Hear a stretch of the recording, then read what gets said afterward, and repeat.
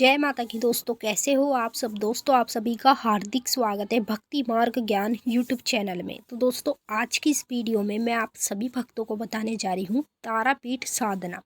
एक बार अपने घर में करने से सारी देवी शक्ति शरीर में आने लगेगी। जी हाँ भक्तों, अगर आप देवी शक्ति को प्राप्त करना चाहते हैं, चाहे वो माँ तारापीठ हो, दक्षिणेश्वर काली हो, काली घाट वाली हो, चामुंडा, भद्रकाली, कामाख्या, बगलामुखी, कोई भी देवी हो, चामुंडा माता हो, शमशान काली हो, मेरा कहने का मतलब है अन्य देवी की अगर आप शक्ति को शरीर में बुलाना चाहते हैं या उनसे बात करना चाहते हैं, तो एक ये आपको सबसे बड़ी पावरफुल साधना बताने जा रही हूँ, जो आप लोगों को कहीं नहीं करनी है, अपने घर में करनी है। इस साधना में आपका थोड़ा सा खर्चा होने वाला है, लेकिन जब ये साधना आप एक बार अपने घर में करेंगे तो आपके शरीर में सारी देवी की शक्ति आने लगेगी। और जब शक्ति आपके शरीर में आने लगेगी तो उससे पहले आपको शक्तियाँ संकेत देंगी और उसी के साथ साथ अनुभव भी कराएंगी। तो यही संकेत और अनुभव भी बताऊंगी जो आपको होंगे जब आपके शरीर में सभी देवियों की शक्ति आने लगेगी। पहली बात तो जिस देवी को आप बुलाएंगे वही देवी आएगी, ठीक है। जैसे माता दुर्गा है, अनेक देवियां हैं, जिस देवी को आप अपने शरीर में बुलाना चाहेंगे वही देवी आएगी, जिसको नहीं बुलाना चाहेंगे वह देवी नहीं आएगी। तो तारापीठ की एक साधना बता रही हूँ, आपको घर में करनी है। सिंपल सी साधना है, ज़्यादा कुछ कठिनाई नहीं है इसमें। बस आपको क्या करना है, इस वीडियो को लास्ट तक देखना है, तभी आपके अच्छे से समझ में आएगा, आपको दोबारा कमेंट करने की ज़रूरत पड़ेगी ही नहीं।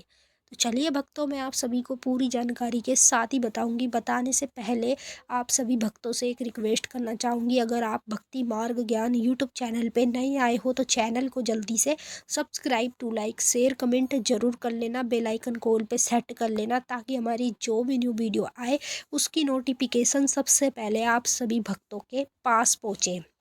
तो तारापीठ माता को तो आप जानते ही होंगे, जो कलकत्ते धाम में विराजमान है, जैसे कि 3 देवियों के साथ दक्षिणेश्वर काली, तारापीठ और काली घाट वाली, ठीक है।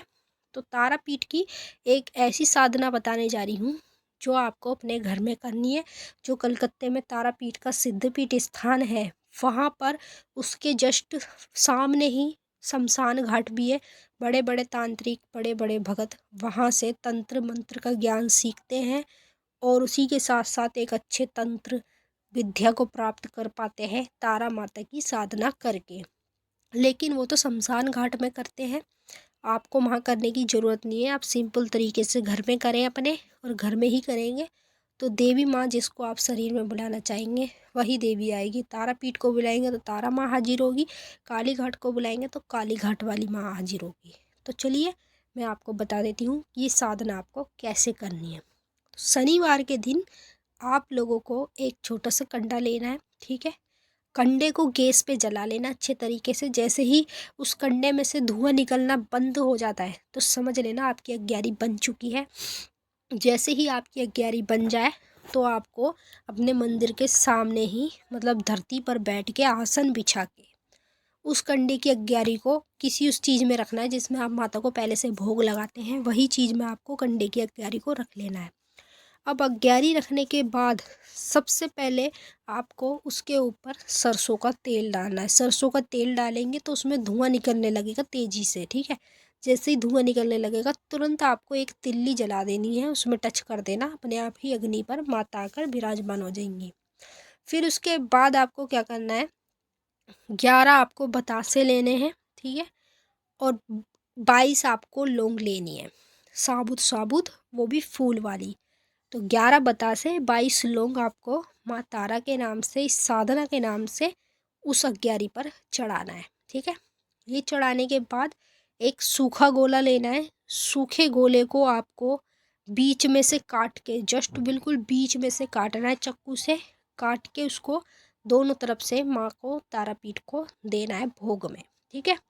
ये देने के बाद आपको 5 नींबू लेने हैं, 5 जायफल लेने हैं। ये दोनों भी आपको एक साथ अग्यारी पर माता को भोग देना है। लेकिन नींबू को आपको चाकू से काट कर देना होगा, पूरा अलग नहीं करना है, एक दूसरे से थोड़ा जुड़ा होना चाहिए, बिल्कुल अलग नहीं करना है, ठीक है। और किस तरह से चढ़ाएंगे नींबू, नींबू को जैसे हम निचोड़ते हैं ना, थोड़ा सा ऐसे हाथ से निचोड़ देना ताकि वो अग्नि जो अग्यारी है उस पर उसका रस गिर जाए, और बाद में साइड में माता के नाम से रख देना। 5 नींबू ऐसे चढ़ा देना। ये साधना आपको शनिवार के दिन करनी है, और वो भी रात्रि 10 बजे। ठीक है, ये साधना आप अपने घर में करें। कम से कम आप 2 शनिवार या 3 शनिवार तक ये साधना करके देखें।